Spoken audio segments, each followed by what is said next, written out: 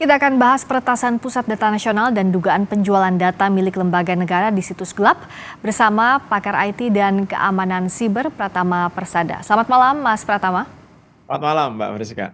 Kalau tadi misalnya soal dugaan penjualan data milik lembaga negara, BSSN bilang bahwa itu data lama. Nah, ini patut dikhawatirkan atau tidak? Apa ini juga satu bukti bahwa mudah dibobolnya data milik lembaga negara, data penting bahkan? Iya, gini, kalau kita berbicara masalah data, agak aneh kalau kita ngomong itu data lama atau data baru ya, gitu. Kenapa Karena Mas? orangnya sama gitu. Mungkin jabatannya saja yang berubah atau misalkan penempatannya berubah gitu. Tapi data pribadinya pasti sama gitu. Mbak Friska misalkan, pasti namanya tetap aja sama. Ya. Nomor handphonenya pasti nggak berubah juga. Alamat rumahnya juga pasti akan sama juga gitu. Mungkin posisinya yang berbeda. Nah, itu juga sama. Jadi data baru atau data lama sebenarnya sama-sama data pribadi. Kemudian yang kedua adalah ini menunjukkan keamanan cyber itu belum menjadi priority gitu. Walaupun kalau kita lihat ya sampel data yang diberikan sama Moonhacker ini gitu, baik sampel data dari Inavis, sampel data dari BAIS TNI atau dari Kementerian Perhubungan itu bukan bukan sampel data milik masyarakat gitu, lebih lebih ke arah data milik internalnya Polri, internalnya BAIS dan lain-lain gitu. Tapi kalau kita melihat pada intelijen strategis itu data-data misalkan agen-agennya gitu bahaya juga ya. Ya. Kalau di luar negeri agen intelijen itu paling dilindungi tuh apa data-datanya. Nah, di sini apa isinya lengkap gitu. Ada nama, ada jabatan, ada nomor telepon, ada KTP gitu. Banyak banyak isinya gitu yang bisa digunakan orang yang tidak bertanggung jawab untuk melakukan hal yang negatif gitu. Tetapi Ya. kalau kita komparasi dengan Pusat Data Nasional gitu, memang agak nggak seberapa ya gitu. Karena Pusat Data Nasional ini cakupannya lebih luas, sifatnya nasional dan kerusakannya sangat parah sekali gitu. Ya. Sampai saat ini belum bisa direcovery gitu.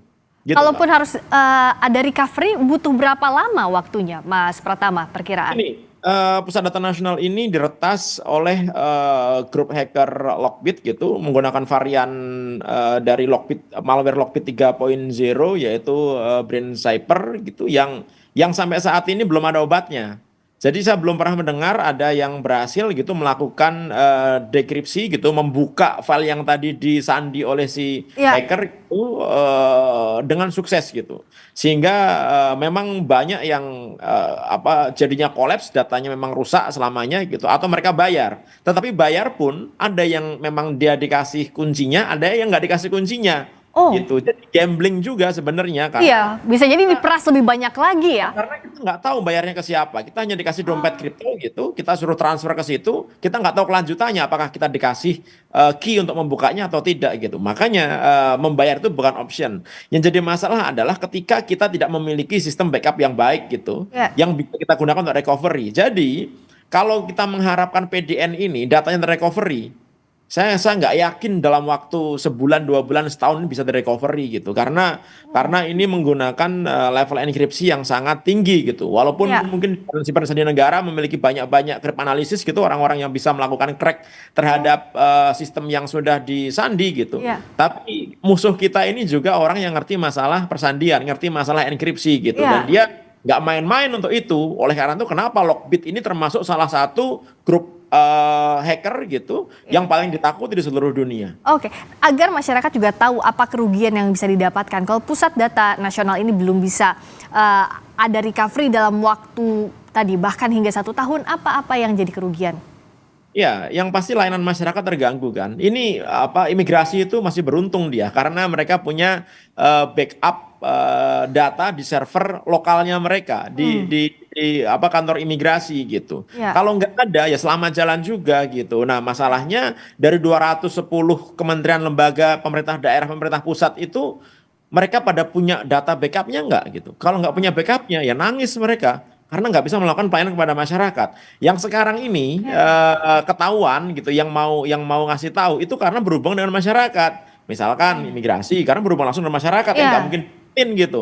Kemudian LKPP apa pengadaan barang dan jasa nggak mungkin diumpet-umpetin karena berhubungan dengan masyarakat gitu. Iya. Sertifikasi halal dan lain-lain itu yang nggak bisa diumpetin gitu. Tapi yang lainnya kan kita juga masih belum tahu Iya. instansi mana saja yang terkena dampak dari lumpuhnya Pusat Data Nasional kita ini gitu, walaupun masih sementara.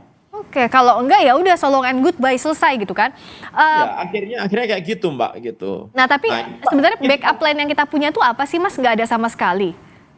ya ini terbukti nggak ada kan? Kalau misalkan ada ya Mbak Friska, nggak butuh waktu hitungan jam. Begitu server utamanya kena ransom, habis nih, hancur nih. Ya, DRC-nya, data recovery center-nya, backup datanya itu langsung bisa kita live-kan.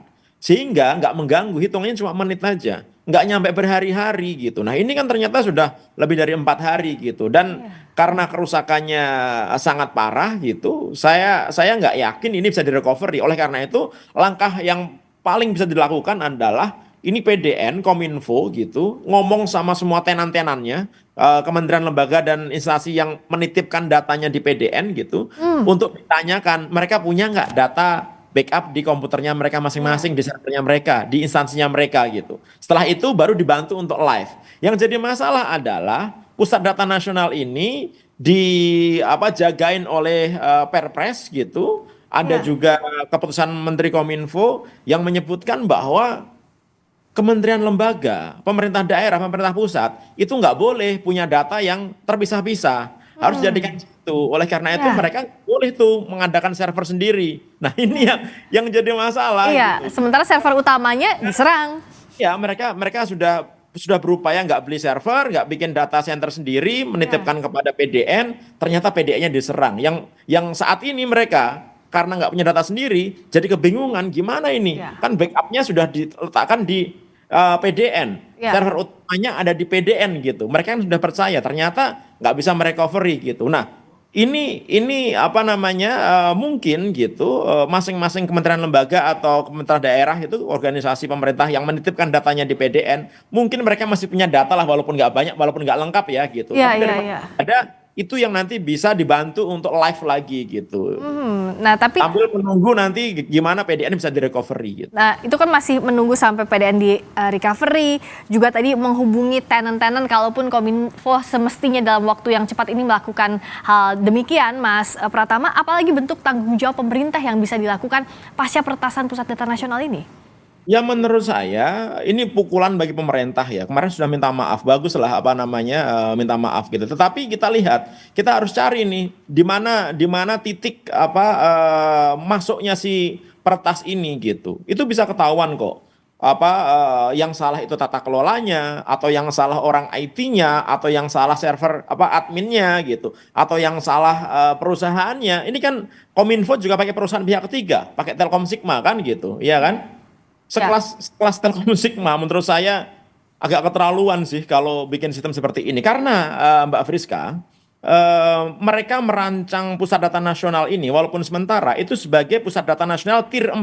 Tier 4 tuh level paling tinggi dari data center. ya. Artinya live-nya, on-nya itu adalah 99,995%. Jadi Wow. nggak boleh down sama sekali. Maksimal down-nya itu hanya 4 jam dalam setahun. Jadi Oke.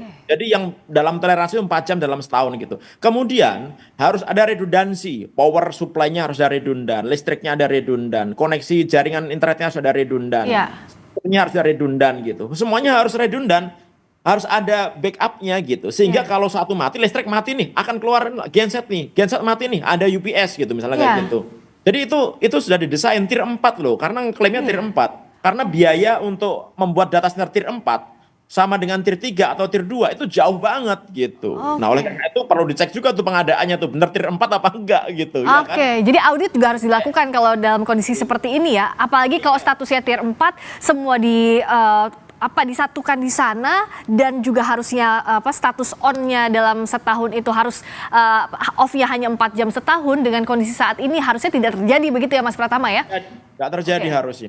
Oke, kita akan tunggu apa langkah sigap dari pemerintah pasca diretasnya Pusat Data Nasional dan juga dugaan bocornya data dari lembaga negara. Terima kasih Mas Pratama Ya, terima Persada, kasih. pakar IT dan keamanan siber. Selamat malam. Malam.